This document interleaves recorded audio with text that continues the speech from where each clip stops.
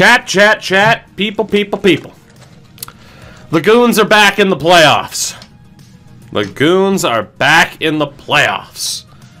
A 51-win season in the books. We lost in Game 7 of the Stanley Cup Final last year because EA hates me. They'll send me to Vancouver and pay for my tickets and hotel, but they still hate me based off of what we saw in that Cup Final.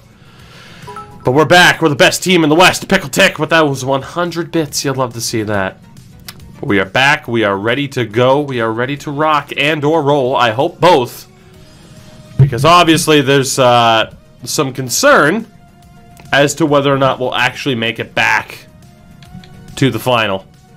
And a big, big, big part of that. A big, big, big, big part of that. Jake, I'm going to say this about Bennington. If you want to compare him to Marchand and say, I'd rather him punch 2 people on the way to the back after getting pulled than do what Brad Marchand's done with licking people. Sure, I guess, but I'm sorry. I don't think there's any moral high ground. I don't think there's any moral high ground for Bennington on Marchand there. I hate to tell you. I don't think there is. I don't call that showing fire. I call that throwing a tantrum, personally. And I don't watch WWE, but Bobby Lashley just won the WWE title. I saw! Again, it's about 2 years too late, but I'm happy for the guy. And, yeah. Cool.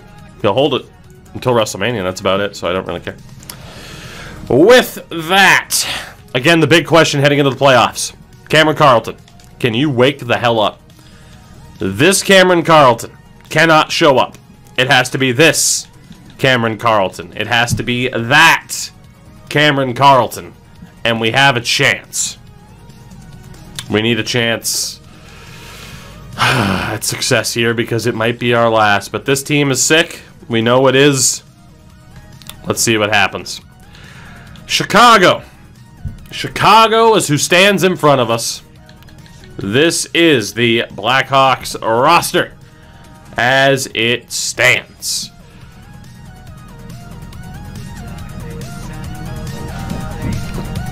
Guys, if we don't win in the first round, I'm going to be so mad. That is one of the worst forward cores I think I've ever seen. Wow. You would hope it would be morale, right? They have Mika Korpikoski, 3rd round pick of the Kings in 2023. Very capable player. Consistent 30-goal scorer for the most part. So that guy's really good. Kirby Dach is 36 at this point. Over 1,000 points in his career. He's down to being like a 40 to 50 point guy now, though. And then Lucas Raymond's already 35 at this stage. And, yeah. He's still looking pretty good. Still looking pretty good. They have Xavier Carpenter, who is 29 years old, former 9th overall pick of the Panthers 11 years ago.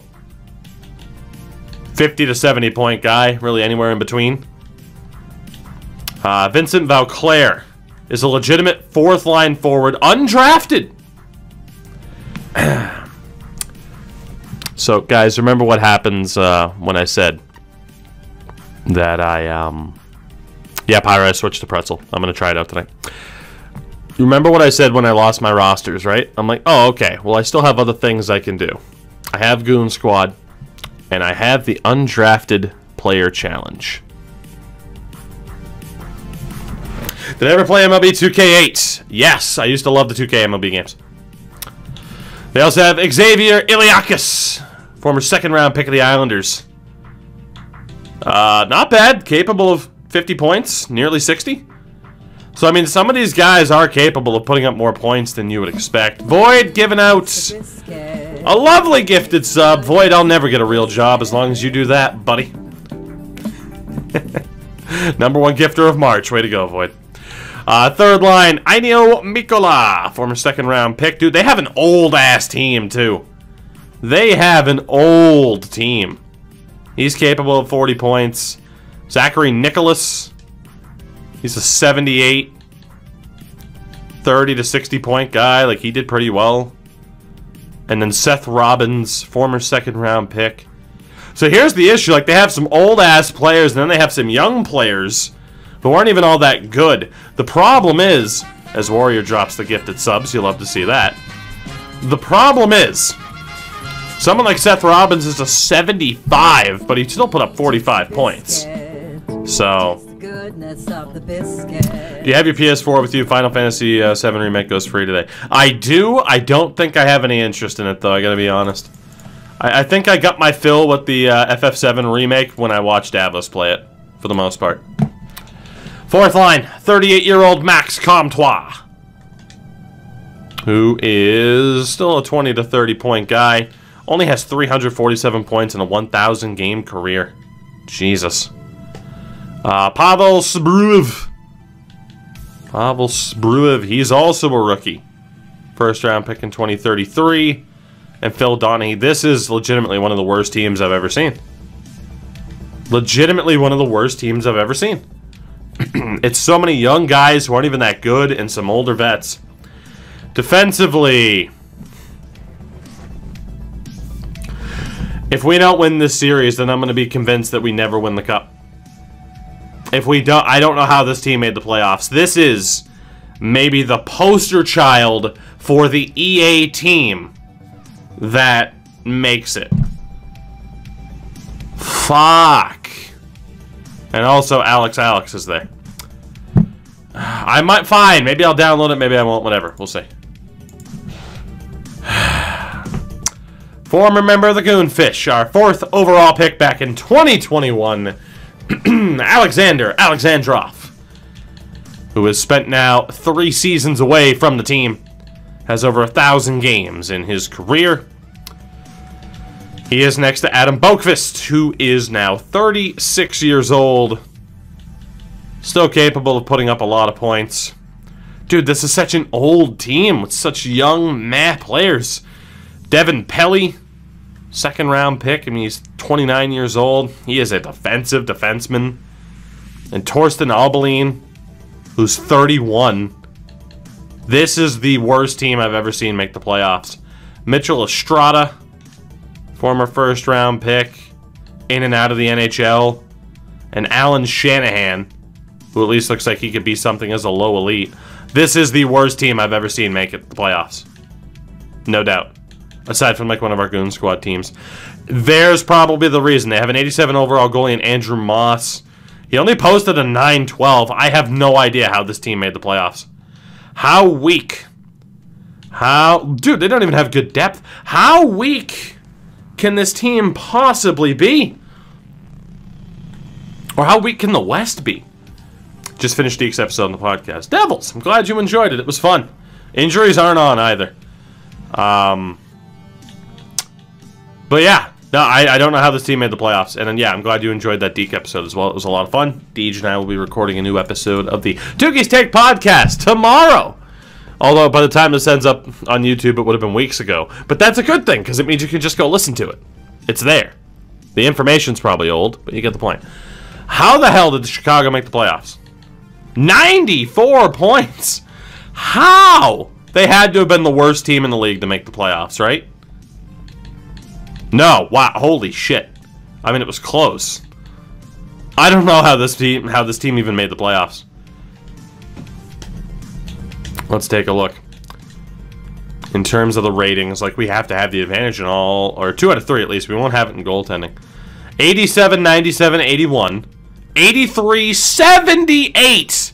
We have a 19-point advantage on defense. Holy shit.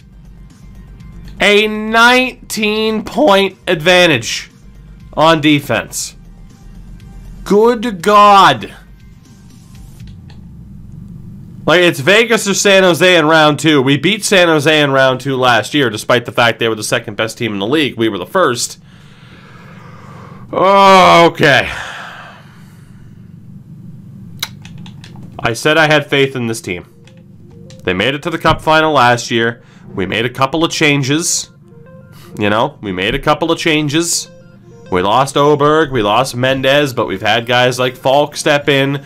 The fucking man-beast of a wrecking ball, Cody Gregor. It's the start of our first round matchup. Only our third ever playoff appearance. Game 1. First period. And we get the early goal. Joey Meyer on the power play. Oh, captain, my captain. You'll love to see it. It's a good start. We got outshot, though. That's kind of scary. Alex, what's going on, buddy?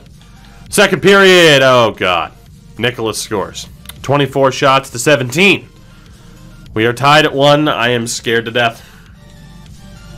You can imagine what their line chemistry must be. It's bullshit. We can't see it. Lundin gets the goal back. I wish I could see what their line chemistry was, what their coaching staff was. Whew. Come on, boys. 8 minutes left. Hold on. We need this win. We need this win. We cannot trail in a series against this team. Power play for the Hawks. Killed off. 24 seconds. Let's go. Bobby Peters shuts the door. A 2-1 victory over the Hawks in Game 1.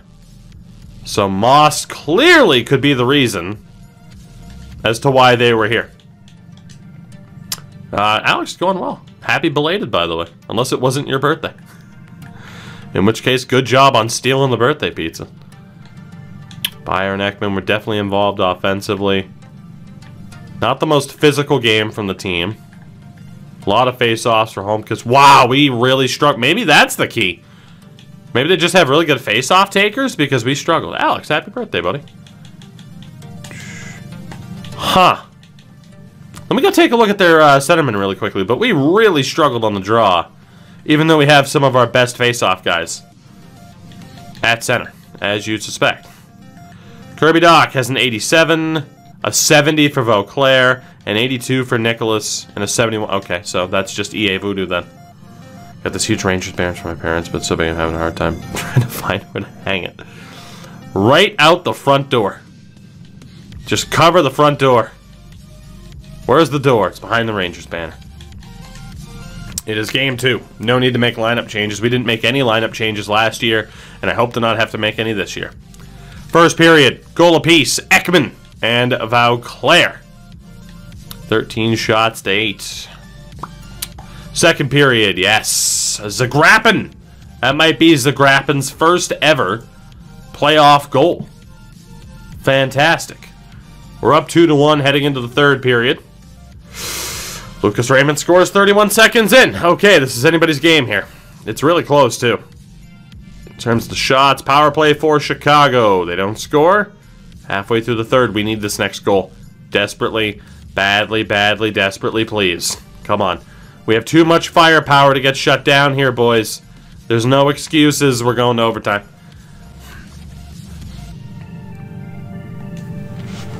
We got to see how it plays out.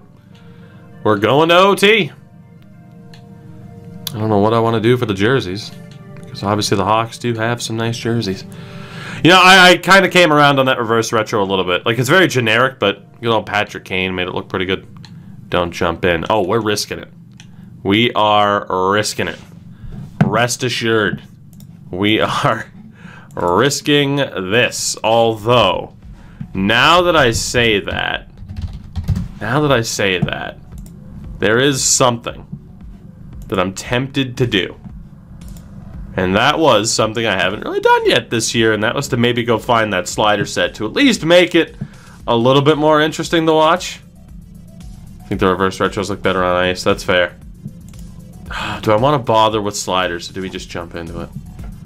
That is the real question. Where are... Did Cycloniac not put up sliders this year? Excuse my guy. Aha! Found him. Found him. Don't know what it is, man. For the love of God, no gameplay. Yes, gameplay! All of the gameplay! All of it! You will experience the gameplay. The Goon-based gameplay. We are going to watch these AI just destroy worlds. It's going to be great. It's going to be great. Probably because of the adjustments. Well, yeah, I'm pretty much going to have no choice but to put ye old adjustments on. Indicator side. Do I really want to change any of this? Not really. Not really. I was thinking about it, but we'll leave all that. The black jersey. Nah, we're good. we're good. Just double checking some of the old quick settings here just to make sure I got everything to where I want it to be.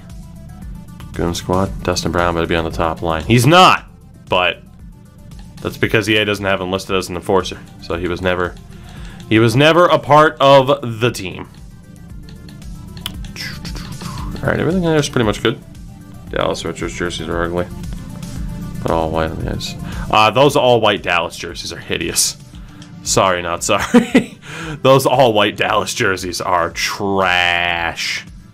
I would gladly take their glow-in-the-dark monstrosities over those other ones. So yeah, for the sake of making this a little bit more interesting to watch, right? I do trust Cycloniac on the Operation Sports forum. He normally comes up with some good stuff, so we will just go with what he suggests, and we'll see what we got. We'll see what we got, right? But yeah, it should make it a little bit more interesting. I meant to do this before, but hey, what are you gonna do? What are you gonna do? Injury occurrence doesn't matter because we have that off. Skating 50, authentic, down to yield 25. Dallas, Detroit, and Leafs are worse. Oh fuck no. Dallas. Well, yeah. I thought you just said Detroit and I thought you said the Leafs were worse. I could totally misread that. Yeah, I'd take a Leafs jersey over a Dallas or Detroit. Again, feel free to look it up on YouTube where I reviewed the reverse retro jerseys as well. For all of my opinions on what team nailed the reverse retro look, what team didn't. I think I had a video up for like my initial reactions and then a video up for my like a couple weeks later reactions. I might even do another video where I say, here's what I think of them now. Spoiler alert, a lot of them are still kind of trash. Davos, I'm sorry, we talked about this though. That Winter Classic jersey, I think you and I both own one, so you know which one I'm talking about. It might have been the one they wore at the big house. Yeah, why they just didn't take that one and make it white, I have no idea, and it would have been perfect. Like, just literally invert the colors, and it would have been perfect. The Blue Jackets reverse retro is better than Dallas or Detroit's. It's not good. I'll tell you that. It's not good. It's, you know, it is kind of proof positive that you can't just sit there and invert certain colors and have that be a good jersey, because no, that's not, you know, it's not how it works. But yeah. Let's see, 50-50 pass interceptions down to a 50-50. Sorry guys, I should have done this before, but hey, it'll make this playoff game more interesting. Interceptions 50-50, reception E is down to a 5 out of 5. The Islanders should have gone with the Fisherman. Agreed, but the funny thing is I do like the Islanders jersey that they put out. Just because it is a really nice jersey, it just doesn't really fit the theme at all of being a reverse retro. Like, not at all. But in terms of it being like an actual, like, good jersey, it definitely is. But yeah, obviously, like, you talk, oh, hey, reverse retro, we're going back to the early days. And then they don't do the Fisherman. It's just, they were saying, would you rather it be vanilla or white for the Winter Class? Ooh, probably vanilla, Davos. Probably. I think that could have been pretty nice too. I am a big fan of off-white jerseys. I think, as people can tell, like my favorite Sens jersey, you know, they had that kind of like off-white cream color. Reebok did a lot of that, and those are my my favorite kind of jerseys.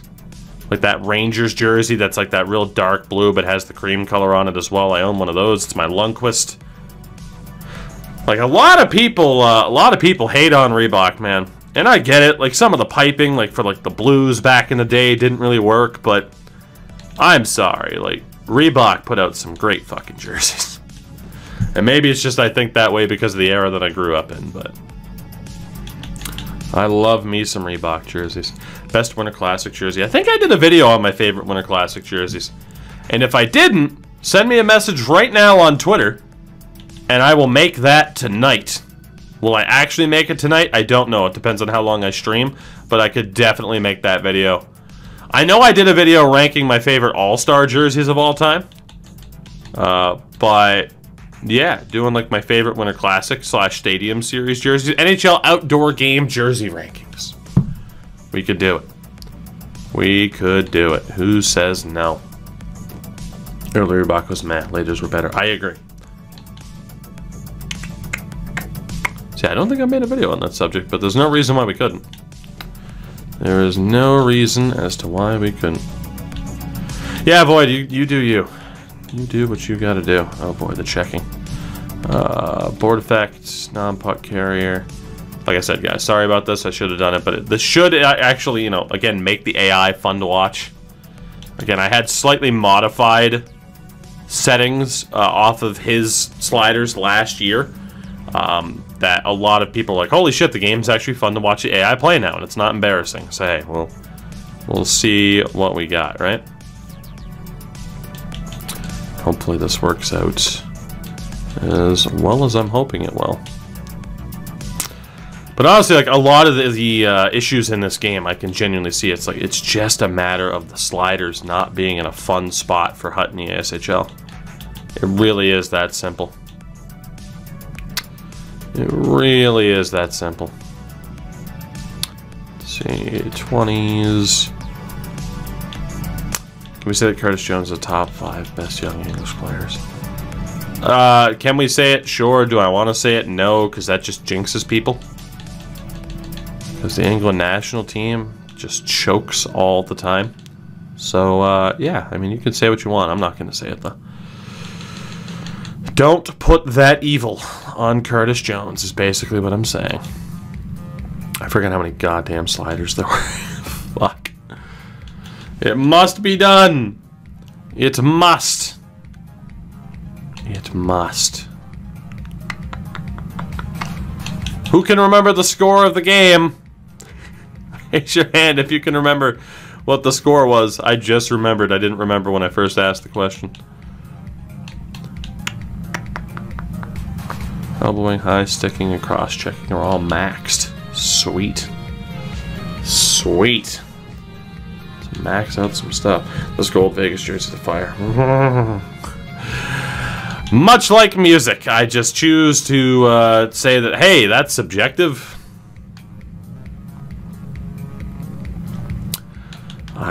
Again, my personal opinion is that Vegas has not put out a good jersey since their inaugural 2 jerseys. But if people disagree with that, that's all well and good.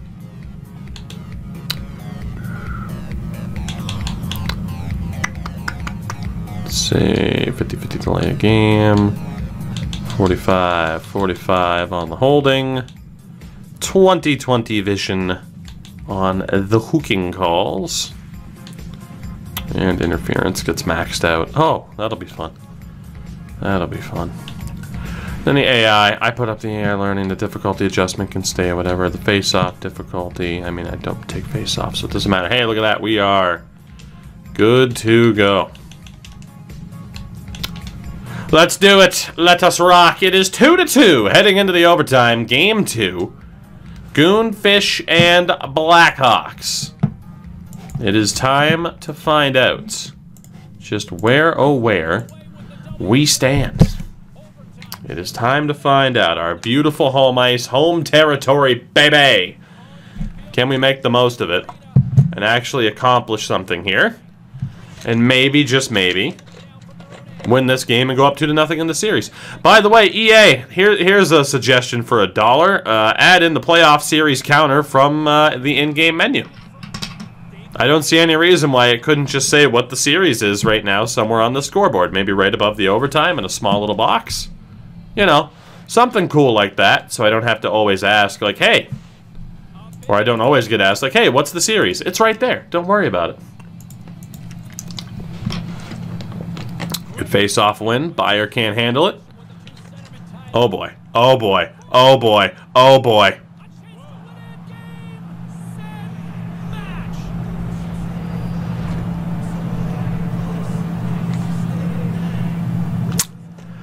Aha! We are tied at 1 apiece.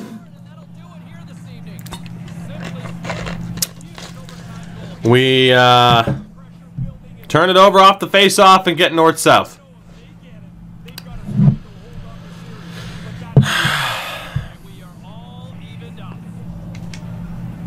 Okay. Well, We are now tied at 1 apiece. Off the tie-up. Just a damn good poke check. And Lucas Raymond just goes because Abdelkader got caught. 30 minutes of settings, less than 1 minute of gameplay. Yep, welcome to the experience. Alright, so a 2-1 win, and then we blow it in game 2. This series is tied at 1 apiece. We were the master, winning series in 5. We will see if we can do it again. The problem is that Michael Zagrapin is leading this team in points. Oh no, catcher, I didn't say anything about that goal. Perfectly fine with it. I think we have to be done with Cameron Carlton. Andrew Niedermayer's done nothing. This team right now isn't exactly getting the job done.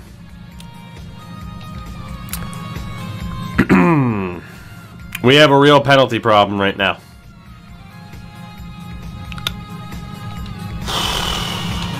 There's not much we can do with the team. Game 3 in Chicago. We need a win. We need a win. See if we can bounce back from that. First period, scoreless. 14 shots to 5. Their goaltender is standing on his goddamn head. Second period, 1 goal apiece. Korpikoski and Janik on the power play. We go to the third. We have yet to really see our offense get going in this series. Ekman scores 2-1 after a successful penalty kill. We're pulling away in terms of the shots as well.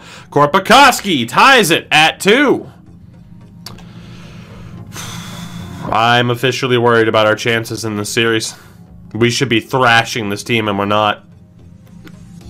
Overtime in game 3. Let's go again. Let's go again. And hope for a significantly better performance. Let's get him in the reverse retro. Alright. Well, we can't really do that much worse than we did in that first overtime back home in game 2, right?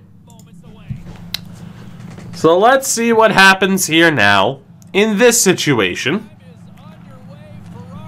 Where hopefully, maybe, just possibly, we can take the lead. Oh my god, I thought that went in.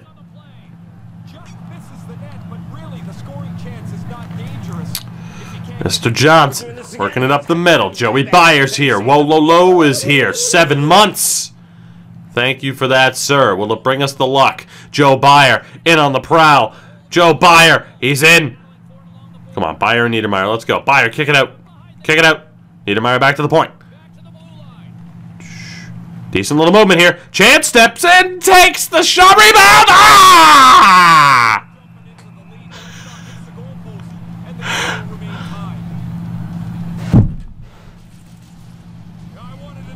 How the fuck did we not score?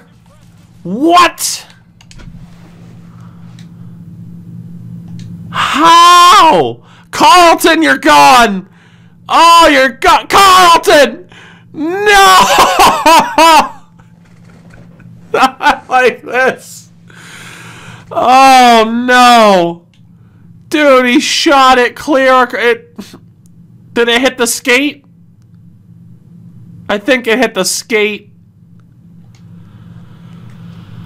Oh, edit lines, edit lines, edit lines. Let's mix it up, boys. Carlton, I'm sorry, you are getting demoted.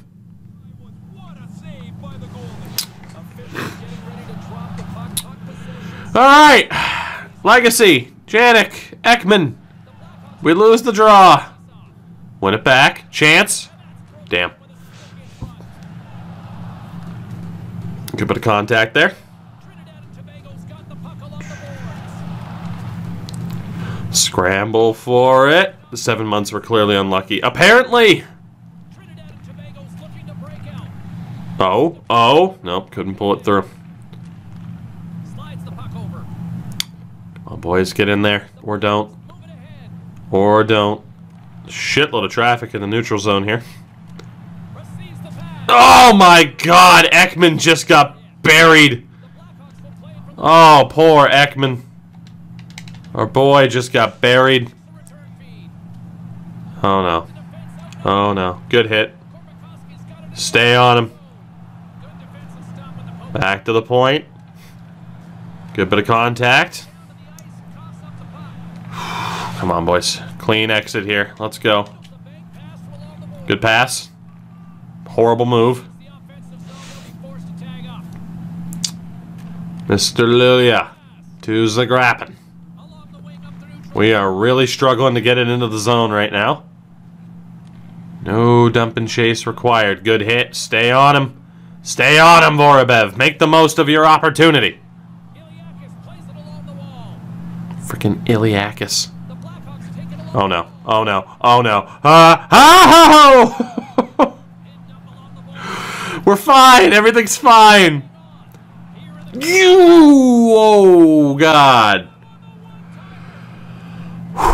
Okay, everything's fine. Bobby Peters, big save. Thank God. Everything's fine. Don't worry. This game shouldn't be over already for one team or the other. Not an elimination game. Ah, thank God for that. This is game 3. 1-1 split.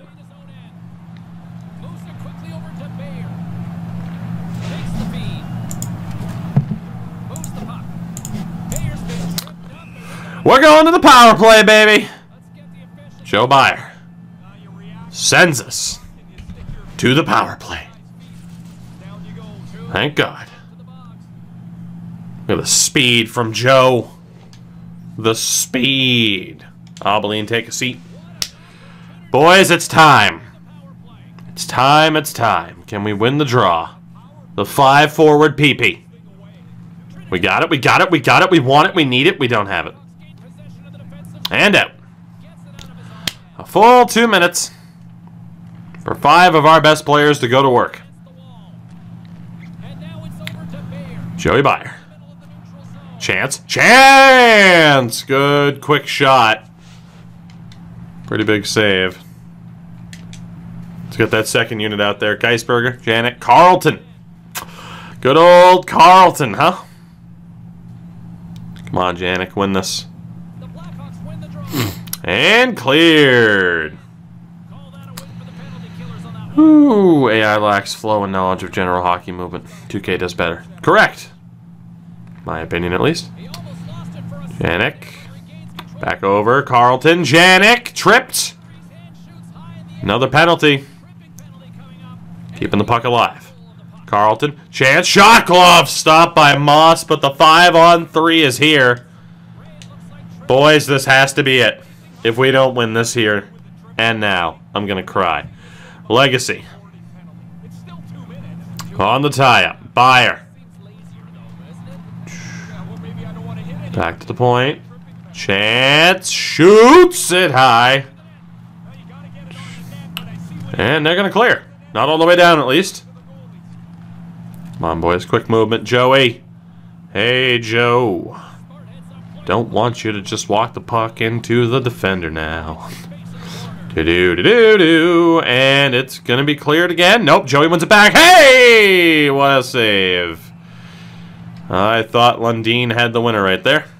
He did not. Hope Recchi isn't your power play coach. It looks like it, doesn't it, though? Clearly we hired Montreal's fired coaches because it's all their fault all the time, not Carey Price's. Good movement. Guess what I found behind a bunch... Wait. Guess what I found a bunch of behind my computer today? Old magazines of a certain variety. I don't fucking know. What's up, D? Confetti! Aha! I told you you'd find it forever! Come on. Come on. Come on. Goddamn confetti. I told you, man. You'd be finding that stuff. For the rest of your life. Even when you move out of that house, you'll find it amongst your things. Oh my God, we have the numbers. Pass it, run, go, skate. Carlton, be the hero. What is this?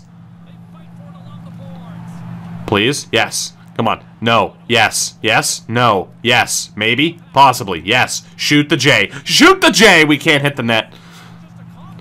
And it's cleared. 40 seconds of a 5-on-4.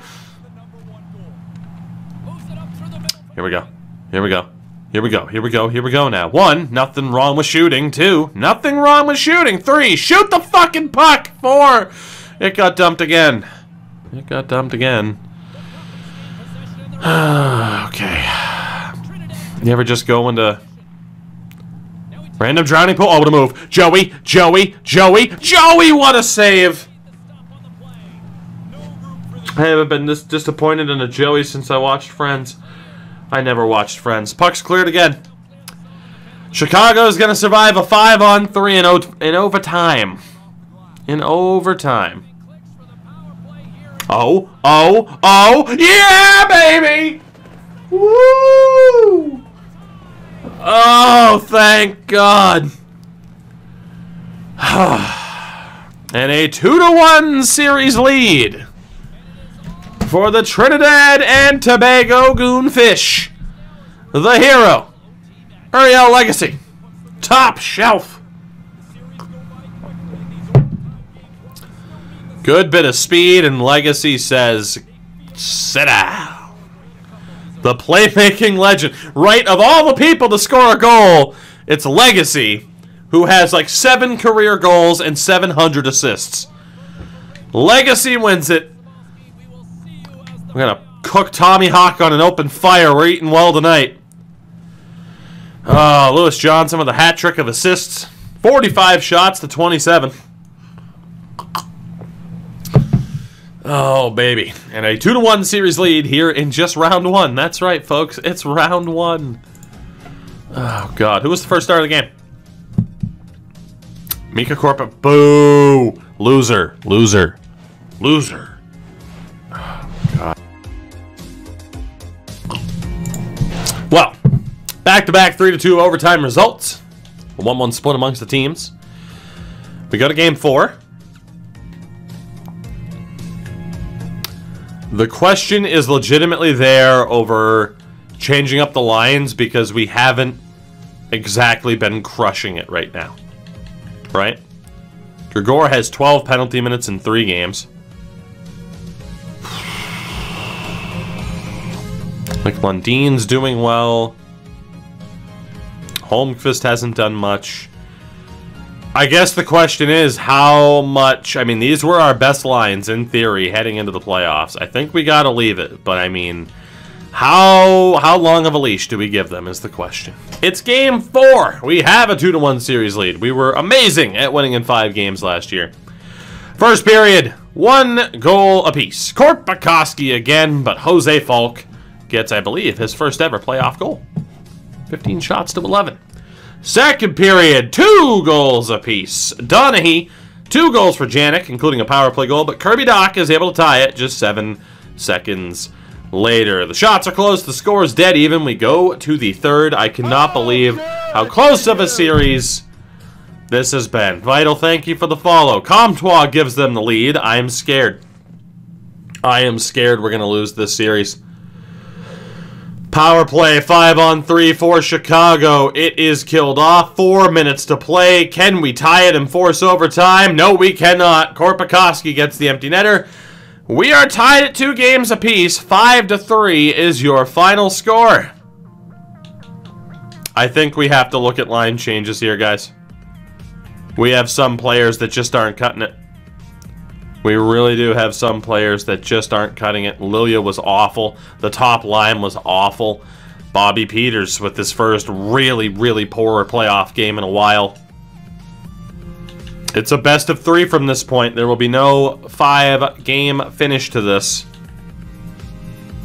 Grigor has 14 penalty minutes in 4 games, and if he hasn't fought, he has to sit, guys. Like, his physicality is welcome, but he can't stay out of the goddamn box.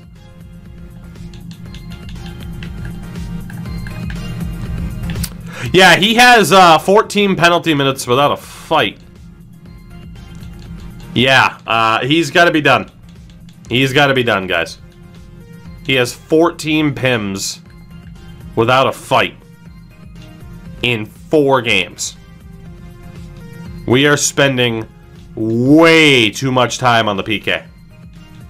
Way too much time. I guess you could make the argument of who the hell gets called up.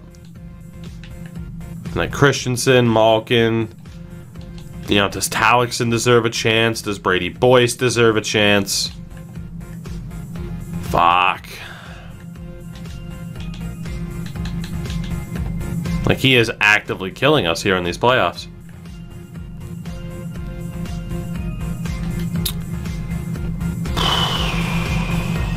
Shit. Guys, I don't know what the hell to do here. Like, the third line's still doing okay. But, like, Holmqvist has sucked.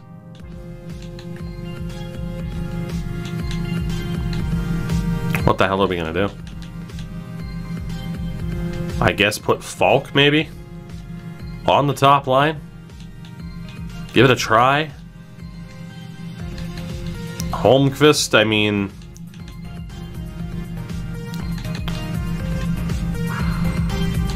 Vorobyev hasn't done all that well. And this sucks because we have 3 really good centers in terms of face-offs on the fourth line. I think we have to get Gregor out of there. And it's going to come down to our highest rated dudes. And Boyce or Talixon. They're going to be the first 2 guys that get a look. The question is, who is the best on that second line, most likely? We have our answer. I'm thinking Gregor is out for Brady Boyce. Yep. We have our answer. We have our answer. This is something that we never had to worry about last year. I mean, aside from debating whether or not we take out Oberg, which we were obviously never going to do. But unfortunately, again, Gregor just cannot stay out of the box. Like, he's a solid player, he's a useful player, but the dude just cannot stay out of the box. And ultimately, yeah, disrupting the morale of the team right now could come back to haunt us, but we have to do what we have to do. We head into Game 5 with lineup changes. Let's see what we got. First period, 1-0 Chicago. Nicholas with the opening goal. Second period, 2-1. That's better. Janik and Abdelkader. Look at old Abdelkader, the enforcer defenseman, getting the job done. We go to the third. There has not really been a blowout one way or another. Even the 5-3 loss, it was close. Andrew Niedermeyer, welcome to the playoffs, buddy. Good to see you getting the goal. 3-1 lead. This needs to hold, so we have the lead and the chance to end the series heading into Game 6. Ekman makes it 4. Lineup changes work. 4-1 is your final. We will have a chance to stay out of trouble, as I'll call it, because I call Game 7's trouble. A chance to end this series in 6. Bobby Peters with 28 saves. Thank God for that. One of 2 chances to end this series as Brady Boyce picked up an assist in his first game. Falk didn't really do much, but Niedermeyer did score. Carlton does have 2 points. I mean, man, I can't believe how much those guys on the fourth line are struggling. We won't change anything after the win. It's Game 6. Can we send Chicago packing? Let's find out. First period, 1-0 Goons. Joey Byer, hopefully ending the series as he started it with a goal. Second period, goal apiece. Carpenter on the power play. Geisberger gets involved. We are 1. Count it, 1 period away from maybe closing out this series. Can we do so? Power play for Chicago. Unsuccessful. Janik makes it 3-1. Is that enough? Carpenter makes it 3-2. Boys, please. Please, you can't. Power play for Chicago. 5 minutes left.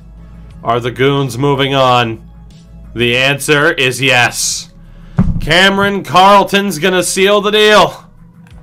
We are moving on to round number 2. It's a beautiful, beautiful day. We are punching our tickets to the second round for the second year in a row. Chicago gave us more trouble than San Jose did last year, than Calgary did last year. It is ridiculous how much trouble they gave us. Absolutely ridiculous. But you know what? We made it work. Empty net for the Hawks.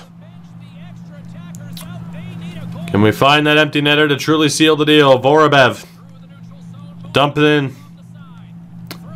45 to go. Trouble there. I feel sad for our former player there, Alexandrov, who turns it over. Carlton. Man, just a scramble for it in the neutral zone here. Carpenter intercepted. Luya. Holy hell. Pinball. Slap shot gloves. Stopped by Peters.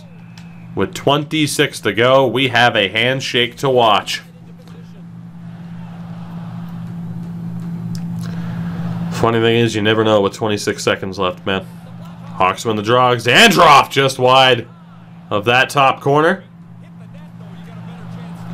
Kirby Doc, trouble. Carpenter, trouble. A chance here. Big hit. That'll pretty much do it. We survive a very, very big scare against a Hawks team that had no business even being in the playoffs. Sound familiar? Good thing is we're clearly better than the Edmonton Oilers.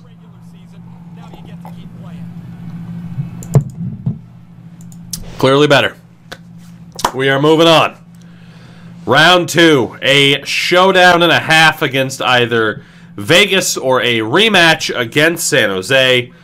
But Joey Byer leads our way through another handshake line.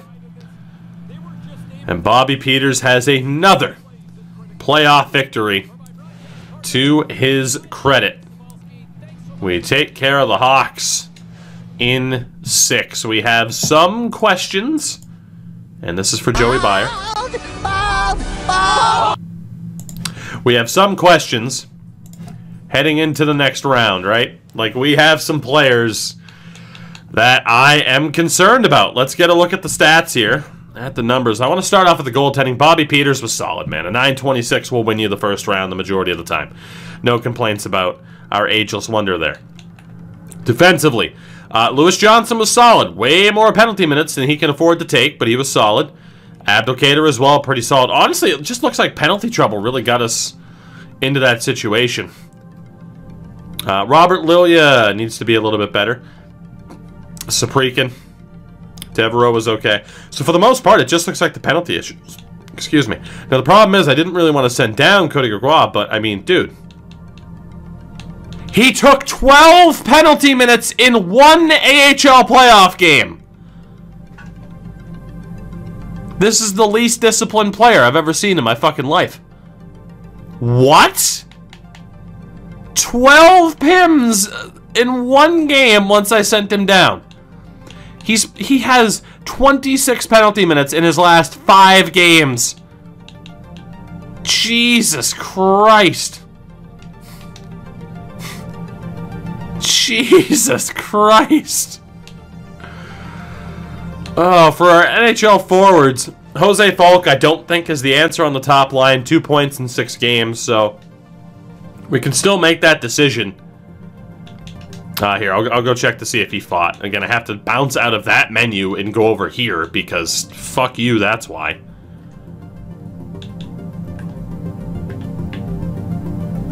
Jesus, did he fight? He had 2 fights in that game. 2 fucking fights in the same game. Aggressiveness is 97, strength is 99, body checking 97, fighting skill 84. So yeah, checks out. Checks out.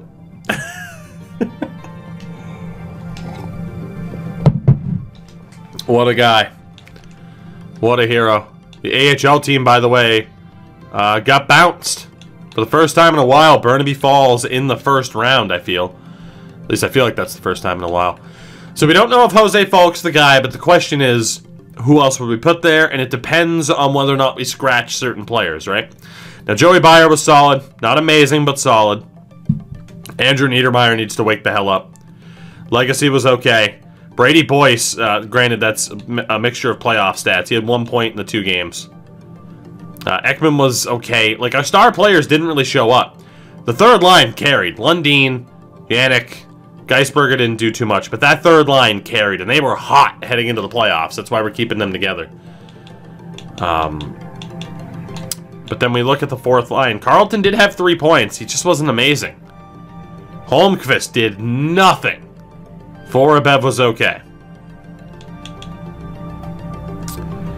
So it really is kind of the question of, do we give Carlton another opportunity? And do we maybe try Boyce on that second line long-term instead of Holmqvist? You could also make the argument of going with Boyce, Carlton, Ekman, and having Legacy with Byer and Niedermeyer, because we know that works.